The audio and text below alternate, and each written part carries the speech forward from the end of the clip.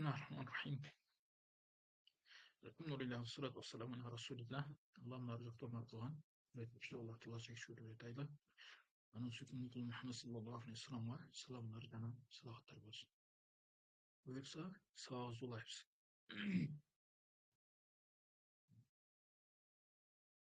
Biz ötkende nasipterde jürgönbize ısımdı, nasip kılıvçı orunlar jogubusy. Aysıl uçurda ısımlar mansup bolup oşular boyunça söz kılamiz. Oşuların içinde biz mef'uldardy bütürdüge. Mef'uldar bütürüp janadan haldi bütürdük. Haldi jana mef'uldardy bütürdük. Bugün buyursa temiz boyunça söz kılabız. Temiz degeni emne? Temiz eger sözme söz kotura turganymyz ok, özgöçölөө degeni. Mындай ажыратуу же болбосо özgöçөлөө degeni mende. Жооп temiz belgisiz bolgon nersени түшүндүрүү үчүн насып болгон ысым. Эмне экен бул? Bir söz келет. Ал сөздү belgisiz bolup kelgendigi себептен мындай суроо бергиси ал жактан түгөнбөйт да, суроо келе берет. Ошол нерсени биз сурооду кетирүү үчүн биз бир сөздөр колдонобуз. Ошол сөздөр эмне экен? Тамиз аталат. Көн жүрөсүң. Бияки кек соо өтөбүз. Кече. Бияки. Чүй топ. Ижелерин сау отуп кызым. Ижелерин сау отуп кой. Мисалы, иштарайту деп айтсак, мен сатып алдым. Селесина. Мен 30'du сатып алдым десек. Ушул жерде селесин деген сөз суроо калтырат да бизгечи. Не деген суроо? Сен 30 нени сатып алдың деген суроо калтырат. 30'du сатып алдым. Бул бир нерсеге жооп беретинде айтсаңыз анда башка нерсе. Бирөө сизге канча алма сатып алдың десе, иштарайт селесин 30'дан десеңиз анда башка нерсе. Бирок бул жерде биз айтып жаткан нерсе жок, жөн эле. Иштарайт селесин десеңиз, эмне? Суроого жооп эмес, жөн эле айтканда, мен селесин деген сөз белгисиз болуп калып жатат. Ошол нерсени билдирүү үчүн колдонулган сөздөр эмне болот экен? Тамиз болот экен, 30 нерсе сатып алганыңды билдирген соң, бирок ал 30 нерсе каремби, дептерби, китеппи же башка нерсеби, аны угуп жаткан адамга белгисиз, Ошондуктан ошол 30 деген нерсени белгилүү кылуу үчүн ага каламан деген сөздү кошо турган болсок, не болот сүйлөм? Иштарайту саласина каламан деп айтсак, ушул жерде каламан деген сөз тамиз болот. 30'dan maksat kalem ekendigi uğup жаткан адамга белгилүү болот. 30'dan maksat эмне? Kalem ekendigi бизге эмне болот? Белгилүү болот. Ошол себептен ошол kalem деген сөз бул жерде тамиз болот. Ал тамиздер дайыма мансуп болуп келет. Бул сүйлөмдө каламан сөзү селесина деген сөздөн тамиз болот. Ушул селесина деген сөздө эмне өзгөчөлөп жатат, же болбосо билдирип жатат ошол эмне экендигин. Селесин деген эмне экен? Мумайяз, тамиз болгон, тамиз менен түшүндүрүлгөн дейт. Мумайяз деген өзгөчөлөнгөн, же болбосо ажыратылган деген сөз. İştaraytu selasine kalemen söylemde yaratılış mınday. İştaraytu degen, iştara degen söz fiil madi mebniye biliriz. Tu degen söz ne? Damirun muttasirun mebniyun fi mahalle rafi'il fa'il. Fa'il bulup geçitatlar. Selasine degen söz benim neni satı aldım. Mef'ulun bih'ten sorularga cevap bergendikten bu emne mef'ulun bih mensup jarada nasıptın havalı emnemeyen bolup jatat, ya menen bolup jatat. Nege degeni selasine degen nerse bu emne köptük formunda kelip jatat. Kalaman degen söz temiz bolot. Al emne eken? Kalaman degen ismi temiz mansubun ve alamet nasbihi el fethatu al-zahira da aytabız. Kin fiil fail mef'ul ne? Ona iştaraytu degen fiili, mu'tar degen fail, mef'ul, temiz uşular bir mef'ul bih birge cümle fiiliye bolot. Nege? Sebep cümle fiil menen baştaldı. Könügüler. Sizlerge tapşırmalar. Bu könügüde hal, ötken soğukta hal emneken öttük. Jana bugün ötken temiz misaldары çoğu berilgen. Negen? Söylemler anlarsa temiz jana hal çoğu keliptir. Oşular emneken ajırat yerokta etkemiz. Misalla kuntu mesruran degen. Mesruran degen kubanışta degen söz. Bu jerde mesruran degen sözde emne de beruptayız. Kuntu degen sözde emne de beruptayız. Şunu sizler öz alıpça ajıratça dostlar. Melaktu 70 na'ceten. Melaktu degen men 70 na'caga eğilik kıldım. Na'ca degeni flamasterlarga aytıp koysa kerek, adaş bolsam unutup jatsam kerek. Na'ca degen sözdün arasında çıgat. Daha önceden şu pamastır bayanday. Plastimin degenim pamastır diyeyim de plastinin şunun işleri aytıladi. Tekelleme Zeydun kaimen. Me Zeyd turgan aballa süyledi. Şu yerde Zeyd degen fail bolowja, mef'ul bolowja, başka nerse bolowu. Fiil bolsa anın alamat emne menen boljuda da ошонун işleri karaşlar. Qabat zabnabu ilmen. Qabat zabnabu ilmen. O nerse men bilbeyt ekenmin. Zeynabu boluş gerek ya, adaş bolsamçı. Zabnabu. Zeynabu ilmen ya. Zeynabu ilmen bolsa mani çıgat. Zabnab bolsa bilbeyt ekem zabnab diye. İnşallah keyingi soru karap berem. Rakibtal farasa musracan. Yani atты eğerlengen abalda mindim deydi. İştaraytu 40 cemelen.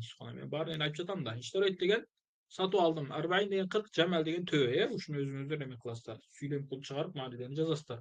Sebep men aytyp koysam çıkıp kalat eken sizlergeçi. Şariptu şaya sahinan. Şariptu degen içtim degen çay degeni. Çay degeni sahin degeni жылуу degeni. Yaişul mu'minu mutmainnen. Yaiş degen jaşoo degeni, mu'min degeni. Musulman degeni, mutmain degeni jürekin çabalda degeni. Uşuların içinden hal menen temizleri çıkarıp kelesler. Emi kiyinki, nasıptın kiyinki orunları bul emneken munada eken. Kırgızçası munada degeni çakırılıngan degeni.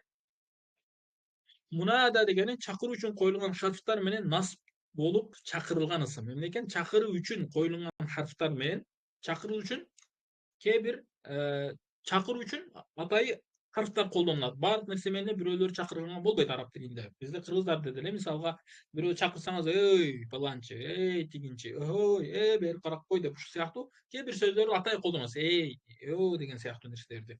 Арабтарда да кээ бир ушундай сөздөр бар. Булар эмне? Төртөө. Аларды азыр айтабыз.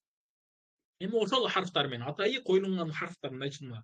Чакыруу үчүн атайы коюлган харфтар менен насып болуп чакырылган ысымдарды эмне дейт экенбиз? Мунада деп айтат экен. Мисал алганда я рожула деп, киши дегендей. Ушул жерден бир түшүнүк. Эгерде муну ялар дайыма мунада болуп келсе, ушундай ошол харфу harfu çakırucu жаңа harflardan harfu nida ошол harfu nidadan кийин келген ысымдар мансуп болот. Эгерде бул жакта эгерде я башка нерсе үчүн мисалы таажжуб үчүн колдонулса же башка бир нерсе үчүн колдонулса анда мунаданын мунаданын маанисин бербей калат. Мисалга я рожула деген бул жерде киши деп кайрылып айтып жатабыз. То есть эме чакырып жатабыз киши деп. Же болбосо я Зайнап депчи. Эми ушул чакыруу үчүн коюлган харфтар араб тилинде харфу нида деп аталат. Алар эмне деп аталат экен? Харф дегени баягы эмелер, мүчөлөр, нида дегени чакыруу дегени, Харфу нида деп аталат экен.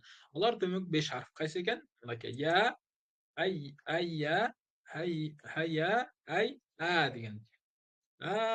Зейд деп ушундай да кээде ушундай колдонот арабтар, бизде кыргыздарда андай эмес. Эми улардын айырмасы кандай? Же болбосо маанилери кандай маанилерди берет десем мындай экен. Я дегенки эмне экен? Жакынкы жана алыска колдонулат. Жакында турган адамга я деп айтсаңыз болот экен. Же алыста турган адамга да я рожул же болбосо я инсан деп айтсаңыз болот экен. Эми ая хая болсо алыска гана колдонулат. Бул эмне экен? Ая менен хая алыска. Жакында могу пешенеңизде турса ая рожул деп айтсаңыз болбойт экен, Ал алыста турган адамга гана колдонулат. Мисалы алганда хая рожулан, о киши. Тиякта турган, о киши деген сыяктуу. Ай болсо жакынга гана колдонулат. Бул эмне экен? Жакынга гана колдонулат экен. Мисалы ай рожула. Рожула десең, мисалы киши дегендей. Мына жерде кээ бир тамгалар мунаданын харф жөн тийбе кызым, буга тийбей турбайсың. Могул жердеги могул тамгалар мунаданын харфтары кээде башканын да харфтары болуп келет. Мисалы алганда могул эме хамзатул истифхам деген да келет. Мисалы алганда анта фаалта сен кылдыңбы дегендейчи. Ошол сыяктуу кээ бир тамгаларда, мисалы алганда ай деген сыяктуу, ай деген бул кээде мунада үчүн колдонулат, кээде бир нерсенин маанисин түшүндүрүү үчүн колдонулат. Баягы яни дейт го, ошонун арабчасы ай деген. Эмне болду? Ой, түшүп кетти донун.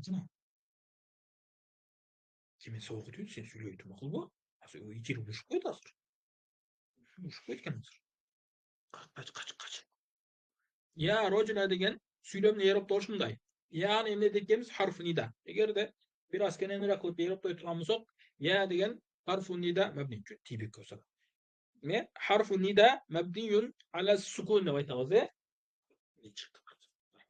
يعني çıktı ha.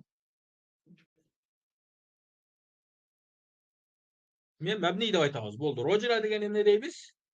İsmu munada mansubun ve alamet tasbihal fetha diye aytağız bütün. Cevabı bul munada munada mansub boljutat nasb bolgonun alamatı emne fetha menen boljutat aytağız. Nege degen al isim mufrad. Harfu nida munada birge cümle fiiliye bolat. Emneken harfu nida anan munada ekoy koşulsa bul emneken cümle fiiliye bolat. Эми неге десе, калган 4 harf ниданын да айырып тартиби ушул сыяктуу. Калган мына ол айя, хайя, ай дегендер бар деле ушундай экен. Болгону маанилери башка. Мисалы булар алыс үчүн колдонсо, могул экөө жакын колдонот. Эми я деген экөөгө тең колдонулат дедик. Эми могул жерде караңыздар. Harf нида менен мунада неге жумла фиилия болду? Ядан кийин я harf болсо, harfтан кийин келген нерсе ысым болуп жатат. Жатпайбы? Эмне үчүн жумла фиилия деп айтып жатасыңар, жумла исмия деп эсен десе, анан биз эмне дейт экенбиз? Я деген нерсе бул жерде feilin kızmatını atkарып жатат. Harf болсо деле feilin kızmatını аткаргандыктан эми жумла фиилия деп аталат. Эми суроо. Биз жогоруда калам эки ысымдан же бир ысым бир feilдин түзүлөрүн айтып өттүк. Бирок бул жерде бир harf бир ысымдан калам түзүлүп жумла фиилия өкүмүн алды. Неге деген суроо келип чыгат. Мен жогору жакта айтканбыз. Сүйлөм болуш үчүн эки ысым керек дегенбиз. Мисалга Зейдун алимун деген сыяктуу. Же болбосо бир feil бир ысым деген. Хаража Зейдун деген сыяктуу болуш керек деп айтканбыз.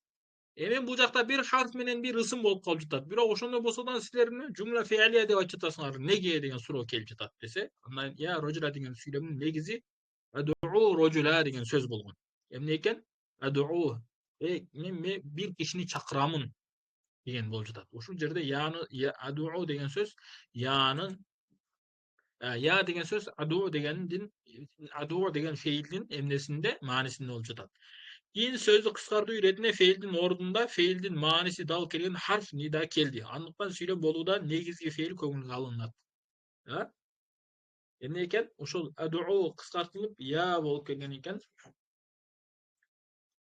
Ошол я асылгы маанисини этибарга алып, буну эмне эткенбиз? Жумла деп айтат экенбиз. Жумла болгондо жумла фиилия. Неге? Асылында адуу деген feil болуп жатат. Чакырам. Адуу деген daa feil менен feil mudori wahid mutakallim maanisi чакырам. Feil mudori aduu деген.